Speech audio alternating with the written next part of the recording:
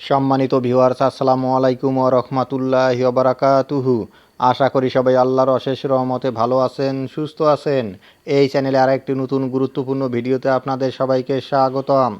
আজকে আলোচনা করব শিক্ষকদের জন্য এবার যে প্রজ্ঞাপন জারি করলো শিক্ষা মন্ত্রণালয়। বিস্তারিত থাকছে ভিডিওতে। এই ভিডিওটি দেখার আগে যারা এই চ্যানেলে একদম নতুন তারা অবশ্যই চ্যানেলটি সাবস্ক্রাইব করে পাশে থাকা বেল আইকনটি প্রেস করে দিন। আর যারা ইতিমধ্যে সাবস্ক্রাইব করেছেন তাদেরকে জানাই অসংখ্য ধন্যবাদ। শিক্ষকদের জন্য এবার যে প্রজ্ঞাপন জারি করলো শিক্ষা মন্ত্রণালয়।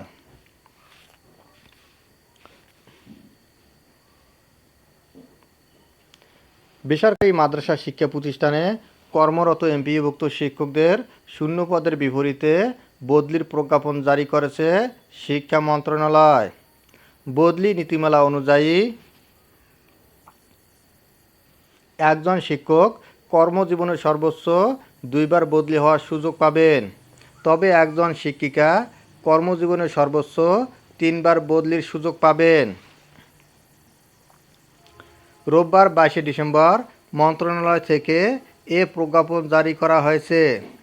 একই সঙ্গে গত আগস্টে জারি করা নীতিমালাটি বাতিল করা হয়েছে। বদলির সাধারণ শর্তগুলো হলো এনটিআরসিএ প্রতিষ্ঠান ভিত্তিক শূন্য পদের চাহিদা বা বিবরণ 15 সেপ্টেম্বরের মধ্যে অনলাইনে প্রকাশ করতে হবে। বদলির জন্য 1 থেকে 30 অক্টোবরের মধ্যে অনলাইনে আবেদন করতে পারবে।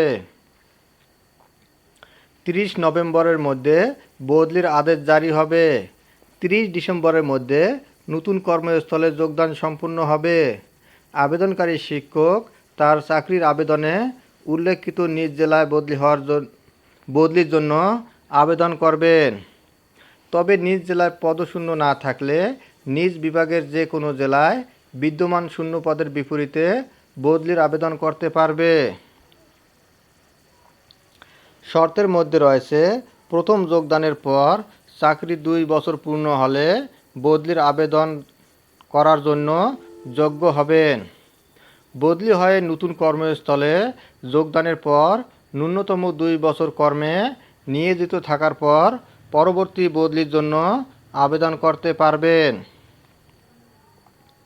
একজন শিক্ষক কর্মজীবনে সর্বোচ্চ 2 বার বদলি হওয়ার সুযোগ পাবেন।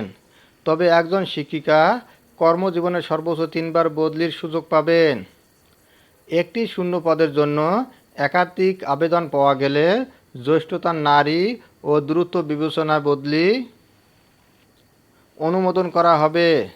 চাকরিতে প্রথম যোগদানের তারিখ থেকে সিনিয়রিটি গণনা করা হবে। একটি পদের জন্য প্রতিযোগী সব আবেদনকারী কর্মস্থল একই উপজেলায় হলে তাদের কর্মস্থল উপজেলার কেন্দ্র থেকে কাঙ্ক্ষিত উপজেলার কেন্দ্রের দূরত্ব গণনা করে সবার জন্য প্রযোজ্য করতে হবে। আরও রয়েছে একটি পদের জন্য প্রতিযোগী আবেদনকারী বিভিন্ন উপজেলার হলে তাদের কর্মস্থল জেলার কেন্দ্র থেকে কাঙ্ক্ষিত জেলার কেন্দ্রের দূরত্ব গণনা করে সবার জন্য প্রযোজ্য করতে হবে।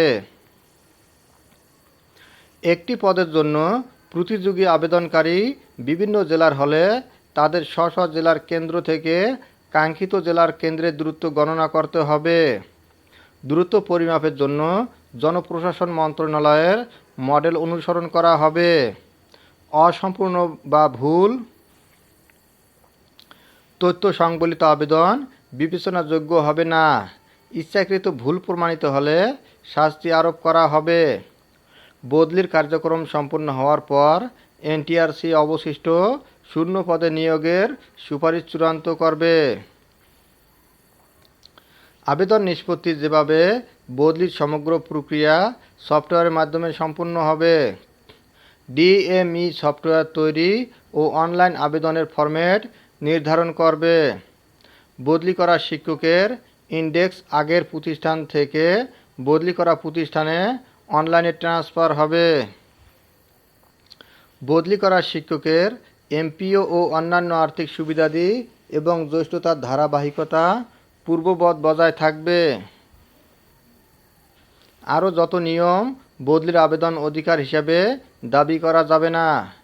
বদলি করা শিক্ষক কোনো ধরনের টিএ ডিএ ভাতা পাবেন না।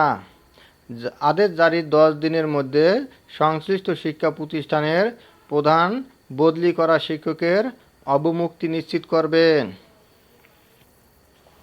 অবমুক্ত হওয়ার পরবর্তী 10 দিনের মধ্যে নতুন কর্মস্থলে যোগদান করতে হবে। সংশ্লিষ্ট শিক্ষা প্রতিষ্ঠানের প্রধান যোগদানের তথ্য চেয়ারম্যান, এনটিআরসিএ ও মাউসির মহাপরিচালককে অনলাইনে অবহিত করবেন। অবমুক্তি হতে যোগদান পর্যন্ত দিবসগুলো কর্মকাল হিসেবে গণ্য হবে। ধন্যবাদ সবাইকে। সুস্থ থাকুন, ভালো থাকুন।